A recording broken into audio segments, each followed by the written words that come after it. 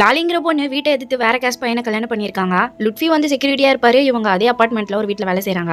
தினமும் வீட்டுக்கு போகும்போது வெனிலா ஐஸ்கிரீம் தான் சாப்பிட்றாங்க. அவரையும் அதே ஐஸ்கிரீம் சாப்பிட சொல்றாங்க. ஆனா அவருக்கு அது சுத்தமா பிடிக்கல. இப்போ இவங்க கிட்ட இந்த வாழ்க்கை எனக்கு பிடிக்கலன்னு சொல்ல வராரு. ஆனா இவங்க பேசவே விட மாட்டாங்க. ஏன் நீ சோகமா இருக்க? ஐஸ்கிரீம் வேற சாப்பிடல, வா நம்ம டான்ஸ் ஆடலான்னு ரோட்லயே டான்ஸ் ஆட சொல்றாங்க. இவருக்கு ரொம்ப கடுப்பா இருக்கு. இருந்தாலும் டான்ஸ் ஆடுற வரைக்கும் இவ விட மாட்டான்னு வேற வழி இல்லாம டான்ஸ் ஆடுறாரு. அடுத்த நாள் காலையில லாலி தூங்கி எழுந்து பாக்குறாங்க. அங்க லுட்ஃபியை காணோம். எங்க போயிட்டா இவன் அப்படின்னு தேடிட்டு இருக்காங்க. அப்பதான் அவங்க வீட்டு வாசல்ல சைக்கிள்ல ஒரு லெட்டர் இருக்கு. எனக்கும் கூட அந்த வாழ்க்கை ரொம்ப போர் அடிக்குது, அதனால நான் விட்டு போறேன்னு எழுதிருப்பாரு. வேலைக்கு தான் நம்மள தனியா விட்டுட்டு போயிட்டான், அதுவும் ஸ்கூட்டர் எடுத்துட்டு போயிட்டானே, இப்ப எப்படி போறதுன்னு கால் பண்ணி பாக்குறாங்க. ஆனா போன் சுவிட்ச் ஆஃப்னு வருது. வேற வழி இல்லாம இப்ப அந்த ஓட்ட சைக்கிளே எடுத்துட்டு கிளம்புறாங்க. இவங்களால இந்த சைக்கிளை சுத்தமா ஓட்டவே முடியல. போகும்போதே லுட்ஃபியை பயங்கரமா திட்டிட்டே போறாங்க. அங்க போனதுக்கு அப்புறமா வேற ஒரு செக்யூரிட்டி இருக்காரு. லுட்ஃபி எங்கன்னு கேட்டதுக்கு எனக்கு அதெல்லாம் தெரியாது, நான் புதுசா வந்திருக்கேன்னு சொல்லிட்டாரு. திரும்பியும் கால் பண்ணி பாக்குறாங்க, சுவிட்ச் ஆஃப் தான் வருது.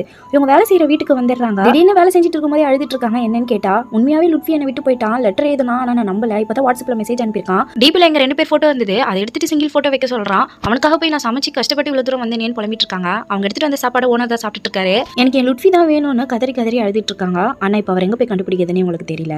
இப்ப நைட்டு வீட்டுக்கு வந்து பாக்குறாங்க, கரண்ட் போயிடுச்சு. என்னன்னு பார்த்தா மேல இருக்க சீலிங் உடஞ்சு விழுந்துடுது. இவங்க 2 பேரும் சேர்ந்து தான் இந்த வீட்டை ஆசையா கட்டியிருப்பாங்க. இப்ப சீலிங்கை சரி பண்றதுக்கு எவ்வளவுன்னு கேட்டா 20,000 ஆகும்னு சொல்லியிருப்பாரு. இவங்க கிட்ட அவ்வளவு காசு இல்ல. லுட்ஃபியே இல்ல, அவன் வந்ததுக்கு அப்புறம் சரி பண்ணிக்கலாம்னு ஒரு ஷீட் போட்டு மூடிடுறாங்க. இப்படியே 4 வாரம் போயிடுச்சு. ஆனா லுட்ஃபி திரும்ப வரல.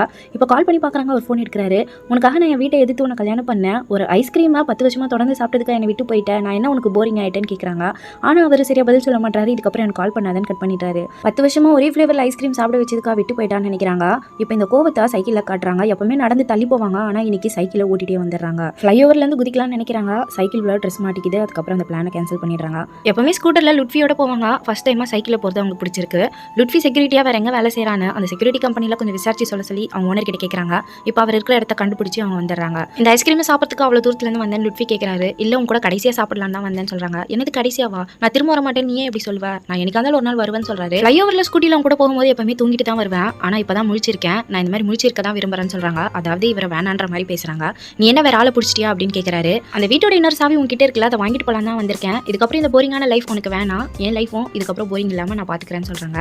இப்போ அவங்க ஃப்ரீடமா இருக்கிற மாதிரி நமக்கு காட்டுறாங்க. இப்போ இவங்களுக்காகவே அந்த சீலிங்கை சரி பண்ணணும்னு நினைக்கிறாங்க. அதுக்கான காசு சேர்க்கணும் இல்லையா, ராவு பகல்மா நான் உழைச்சி கொடுக்குறேன்னு சொல்றாங்க. நைட் ஆனா டீ விற்க ஆரம்பிக்கிறாங்க. இவங்க டீ பயங்கர ஃபேமஸ் ஆகுது, நல்ல வியாபாரம் நடக்குது. பகலில் வேலை பார்க்குறாங்க, நைட் டீ விற்கிறாங்க. அவங்க லைஃப் அவங்களுக்கு பிடிச்ச மாதிரி ஜாலியாக வாழறாங்க. இப்போ அந்த சீலிங்கை சரி பண்ணுறதுக்கான காசு சேர்த்துட்டாங்க. சீலிங்கில் இருக்க ஒரு பொண்ணோட அழகான பெயிண்டிங்கை பார்த்து சந்தோஷப்படுறாங்க. ஹஸ்பண்டே வாழ்க்கைன்னு வாழ்ந்திருப்பாங்க. இதுக்கப்புறம் இவங்களுக்காக வாழ